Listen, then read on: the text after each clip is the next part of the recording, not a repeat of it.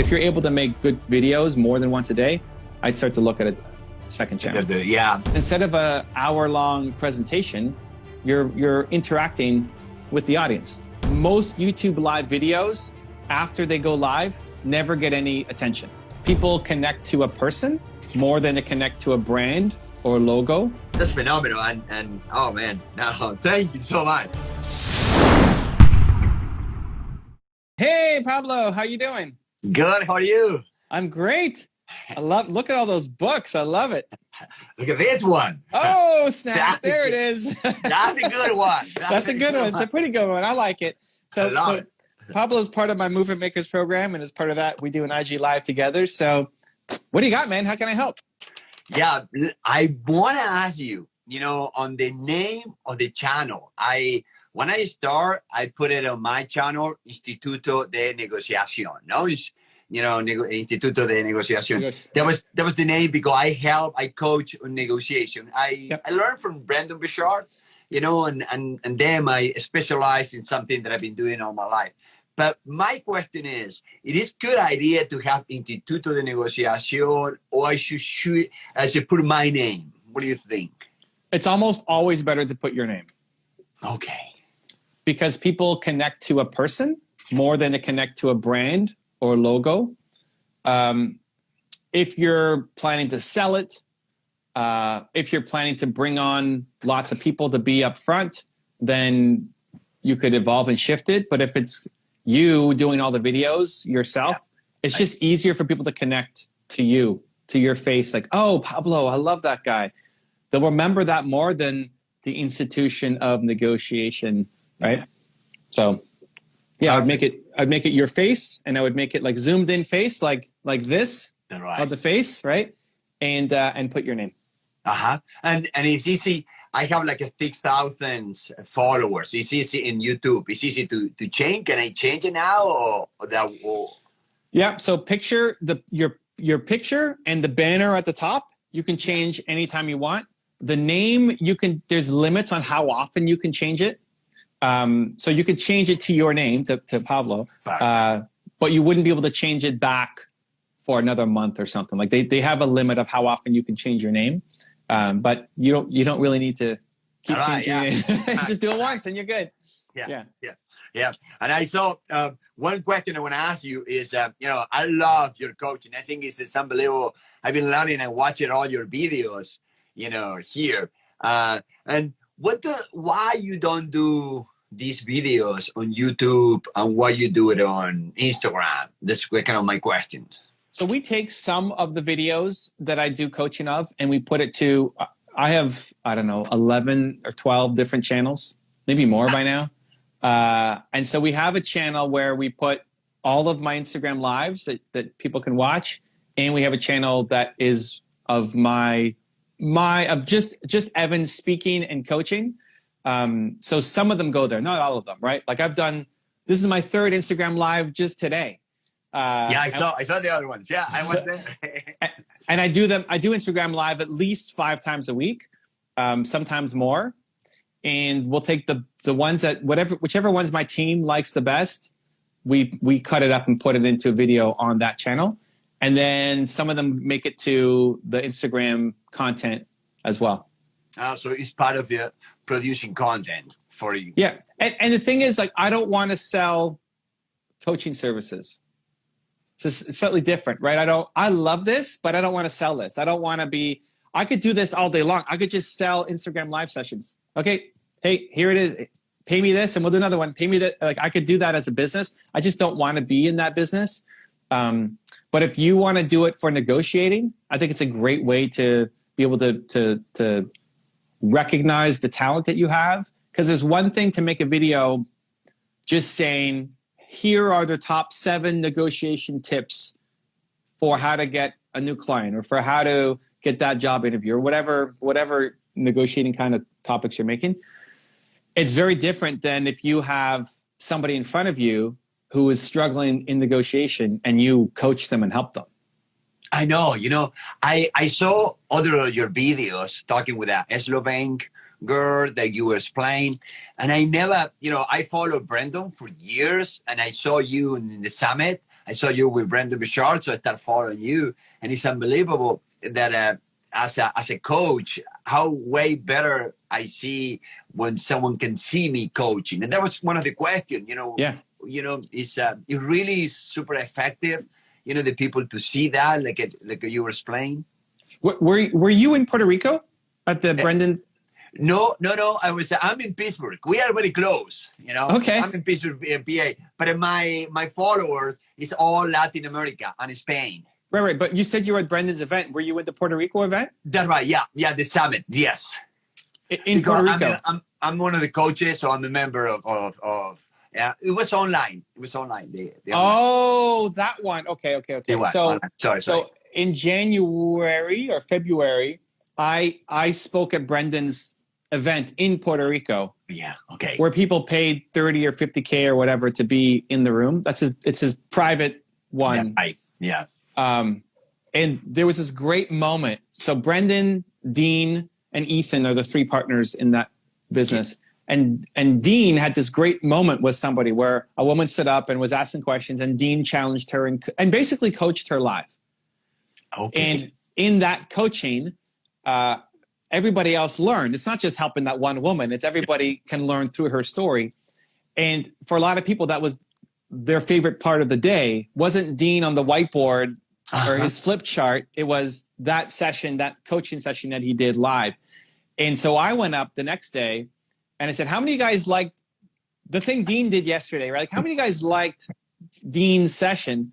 And everybody was freaking out and super happy. And so I think the biggest opportunity is what I'm pushing Dean and Brendan on is to do more coaching, because you only see them doing the whiteboard and the direct to camera, but they're great coaches. You just never see them coaching. And so I had the whole room, because Dean and Brendan were backstage, right? Like, I just came off, they were backstage eating lunch or whatever. And I had the whole room say, make the coaching videos, Brendan and Dean. Right. Like, we all yelled it to tell them to go make the videos. I think it's the biggest opportunity going into 2021 is actually if you're good at it, right? Right. That's the thing. You get exposed super quickly if you don't have an answer. So in the world of negotiation, you've seen it all. You know how to answer all the questions. You've seen it all a million times. And so there are very few questions that you would know how to respond to. And so if you have somebody come on, and your stuff is all in Spanish, right? It's not in English? Yeah, it's in Spanish. Yeah. So if you had somebody come on, and even though you're in Pittsburgh, whatever, somebody in the US or Mexico or wherever, and they're coming on and they're struggling with the negotiation right now in their life, and then you help them, even if you try, okay, so let's role play. You tell me, I'll be the guy. I'll be the guy, and then you try to negotiate with me, and then I'll be the tough guy, and I'll be the right. In doing that role play, you actually make them a better negotiator. Yes. Much faster than just follow these 7 tips to be a better negotiator. Totally. And you just have to show up, right? I mean, all you have to do is say, hey, how can I help? That's right. Okay. Yeah.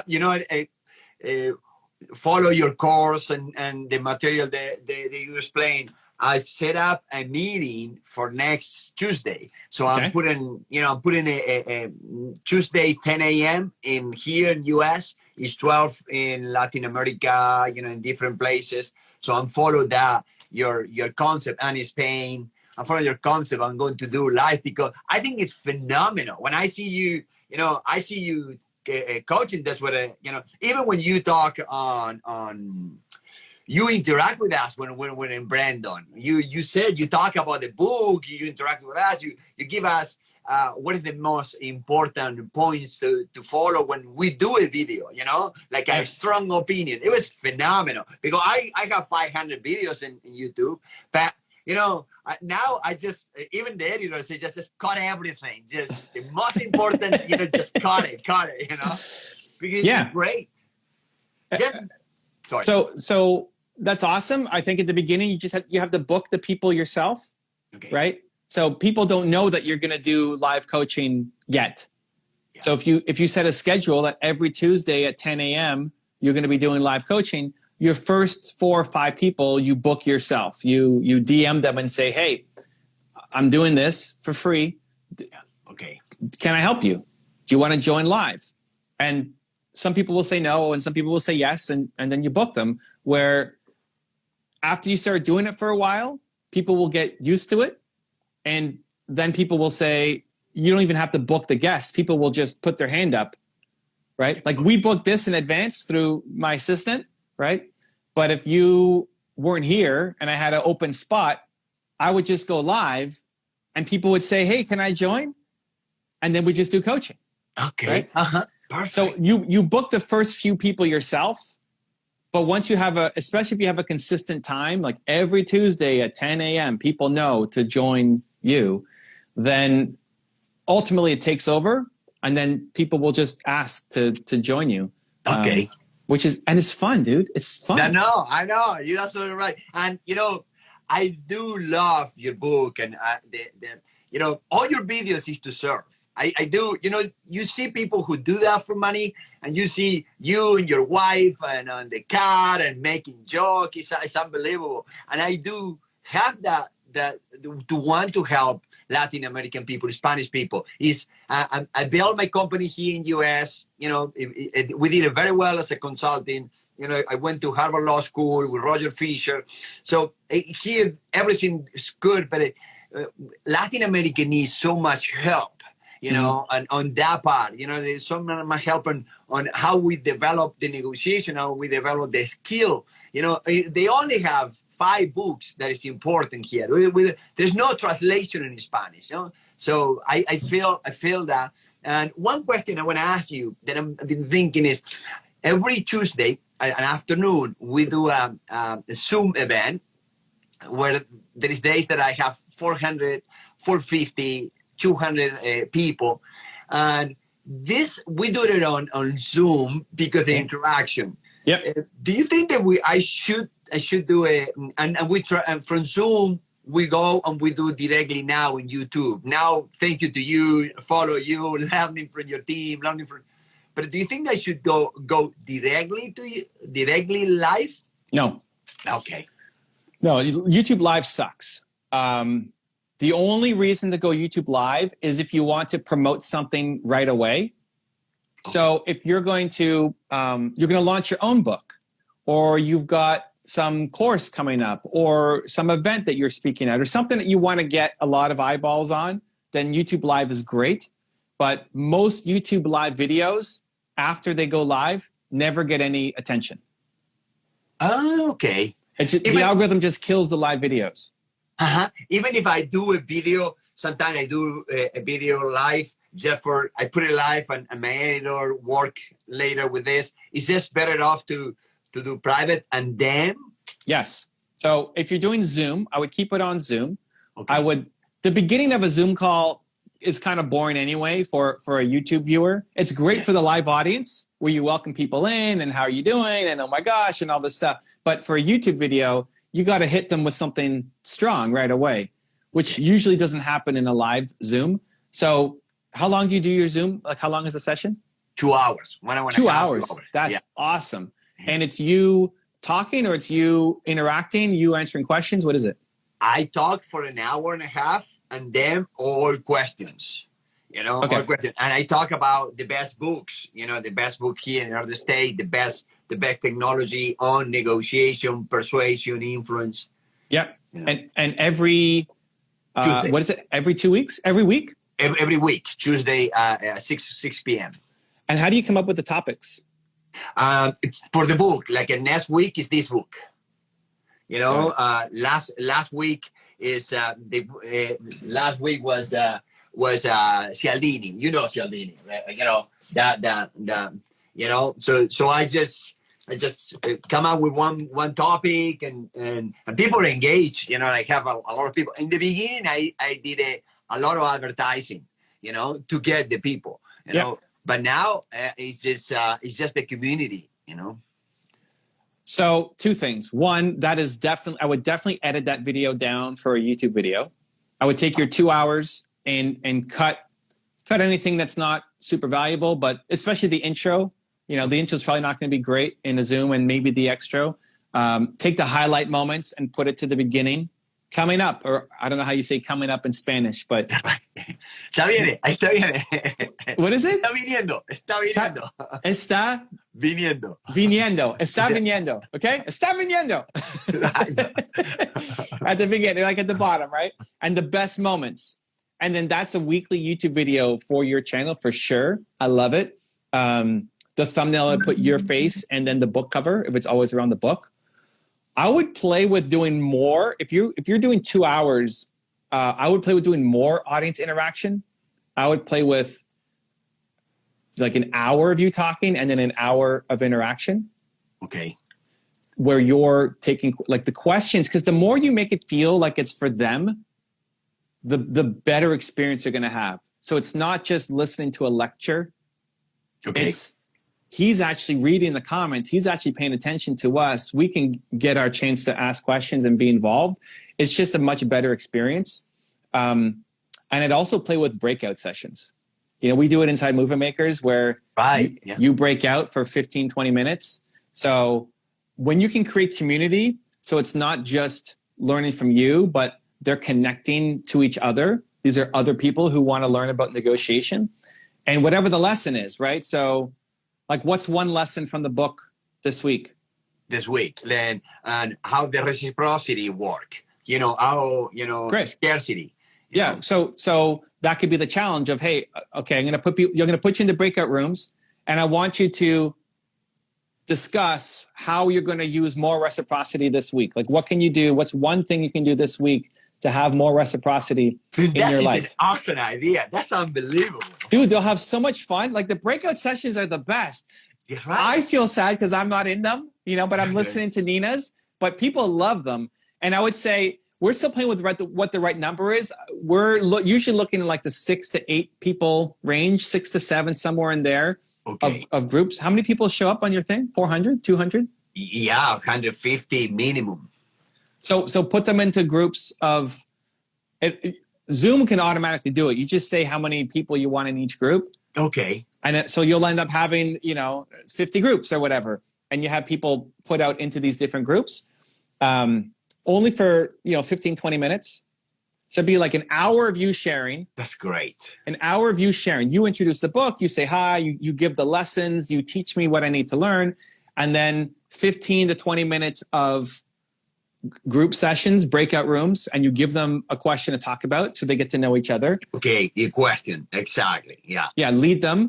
And then the last 40, 45 minutes is come back to the main group, and then you interact with people.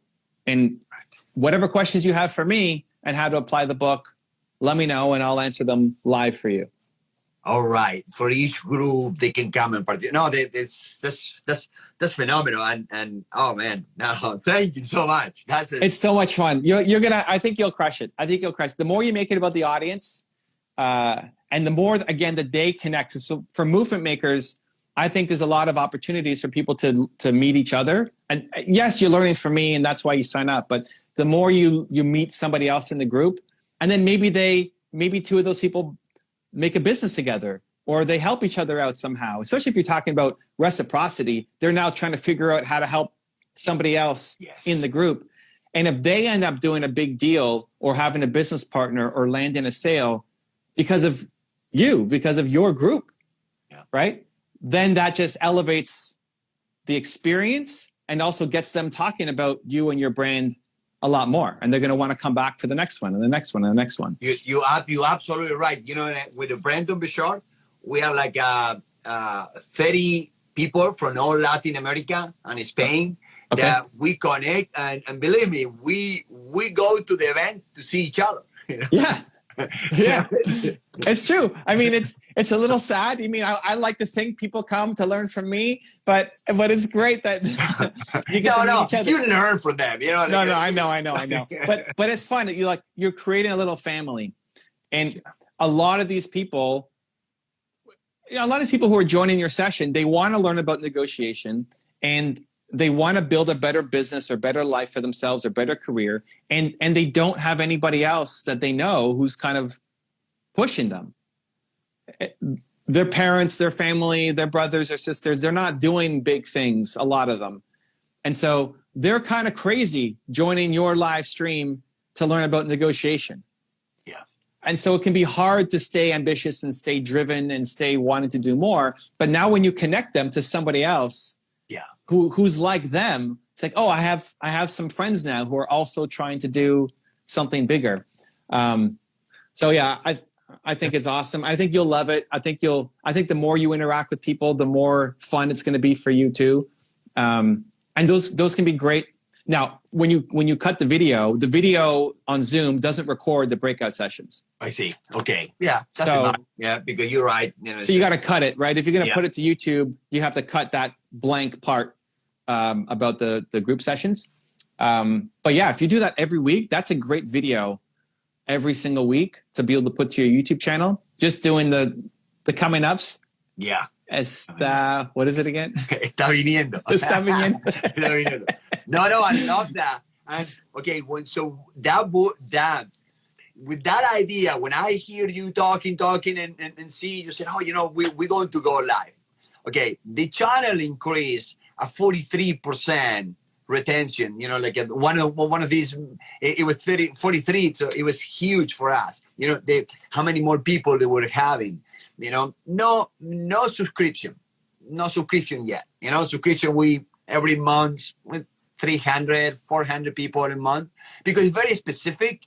It's very specific to negotiation, to sales, leadership. Yeah, but that's huge.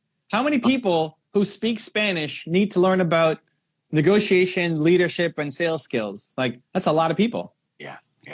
Just YouTube lives alone, you can get eyeballs on it. You can get people to watch it, but that's it. Afterwards, they're gone. And if you're doing a YouTube live, they can't join in on the Zoom rooms either. So you're going to say breakout session, and it's like, oh, where? That's right. Where am I going? Great. So keep it to Zoom, and then the replays, an edited, cut down, hour and a half replay to YouTube. And then you can then say, hey, if you want to join our lives, we do this every week. You want to join us? Click the link. And I don't know how they get to is it a Facebook group or how do you actually get people to join? That's right. We have with Kajabi, we have a link. So people go in and they will just get it on Kajabi. Yeah. So Kajabi. So you have the link. Hey, if you want to join us live for the next session, there's a link in the description. Go join us. We'll see you next week. Oh man, that was phenomenal. I'm going to go back to you. I'm going to tell it because I do think that is great. We were talking with one of the persons that they interact. They said, hey, sometimes you're talking too much. And I feel that. But also I participate. Like the other day, I participate one person and she just went off, and off and on and on and on. And it was rude to me to cut it off.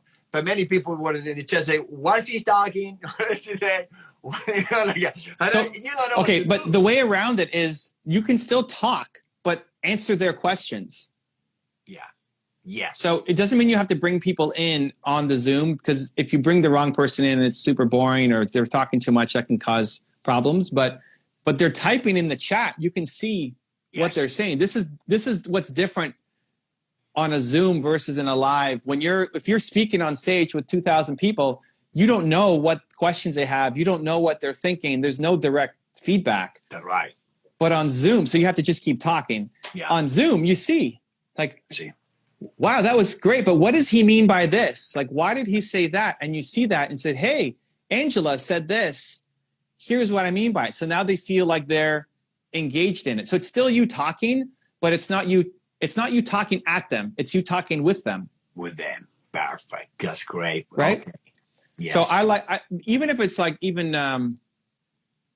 45 minutes of you talking and 15 minutes of paying attention to the chat. If you look at Movement Makers, I'm interrupting myself all the time. Yeah. Based off of what you guys are writing in the chat. Yes.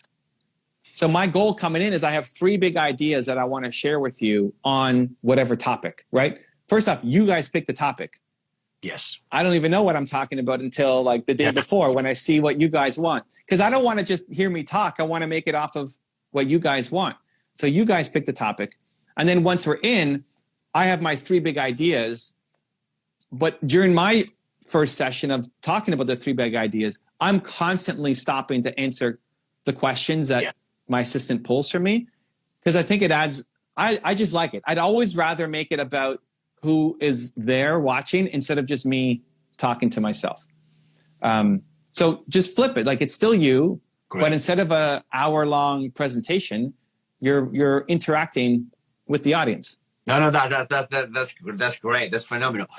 When you do the videos, there is any time, a special time we're doing, like you said, we're doing one video per day. No, is any time, especially any time, the best time to upload the video? Any advice on that? Doesn't matter. No, it doesn't matter. And YouTube's talked about it too. For the long-term success of the video, it doesn't matter.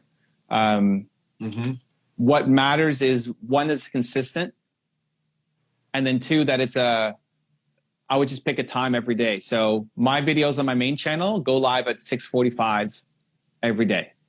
Okay. Every day 6:45. Every day 6:45. So it's not one day at 3 and one day at 8 and one day. Just create a consistent schedule. For the long-term success, it doesn't matter. YouTube has even put out a graph on your analytics where it shows when your viewers are online. Okay. Yes. And the reason why they did it is because of live streaming. So if you're going to do a live stream to YouTube, it's helpful to know when your audience is online.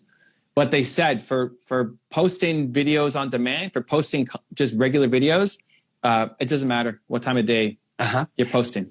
And when you upload one video, no? Say for instance, upload at 10 a.m., upload one video with our process, and then 11 a.m. I want to go live. That kill my other video. I have a person in space. So, no, don't do that because he's killing the other video. You gotta get the other video to do. What do you think about that? Yeah, it does a little bit, but honestly, I wouldn't go live on YouTube anymore. No. Only Zoom. Go live on Zoom. Okay.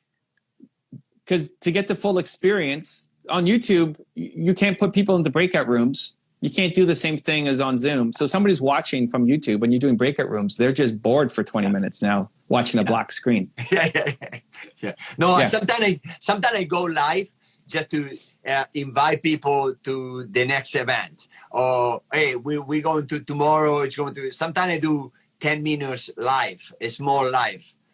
Just to get people ready? You can. Yeah. If you're going to do that, then I would. And then what? The video's private afterwards? No. It just stays. Oh, it stays just. Yeah, because I don't know that I would do that because that video kind of sucks afterwards. There's no reason to watch that video later on. Okay, perfect.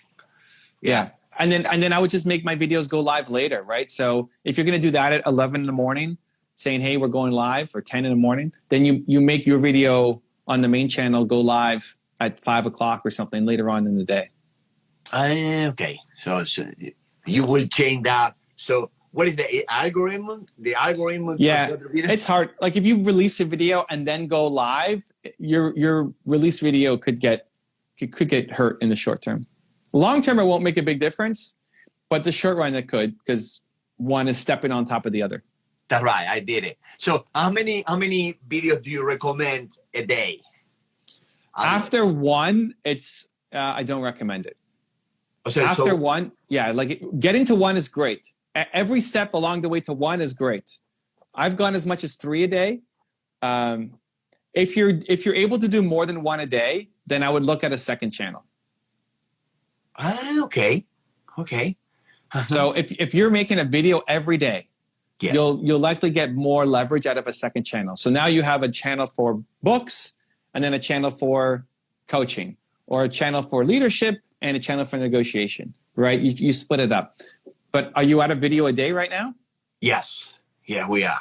Okay, so yeah, adding more than one a day. I follow you. I like it. So I hired 2 people, and we're working. So I do one day, I do all the videos, 10 videos, and I pass it Dropbox, and they start working. But I do the live, no? Sorry.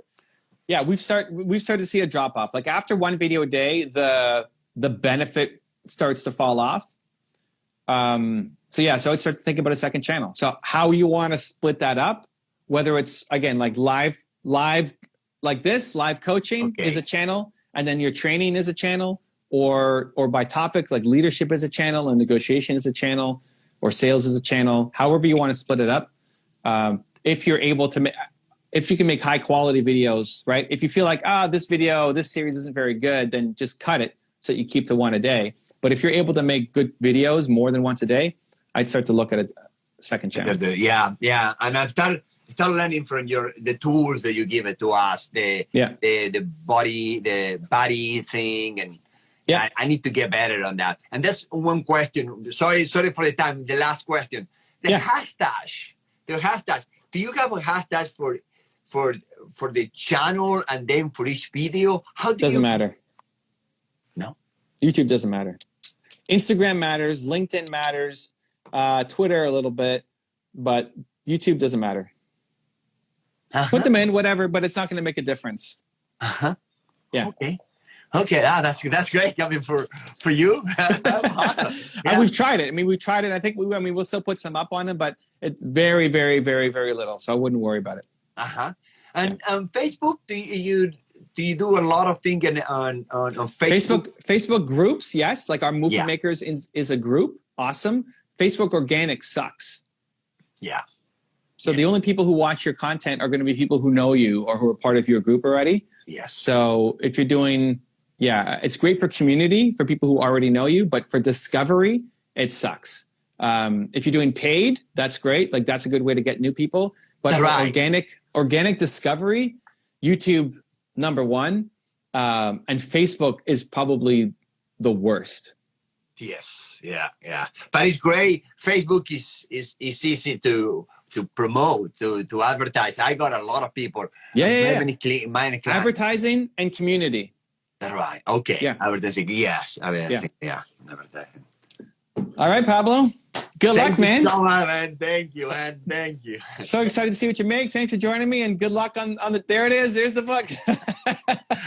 Appreciate you, man. We'll talk to you soon. Talk to you soon. Okay. Bye. Thank you. If you want to see another awesome one-on-one I did with an entrepreneur just like you, check out the video right there next to me. I think you'll enjoy it. Continue to believe, and I'll see you there.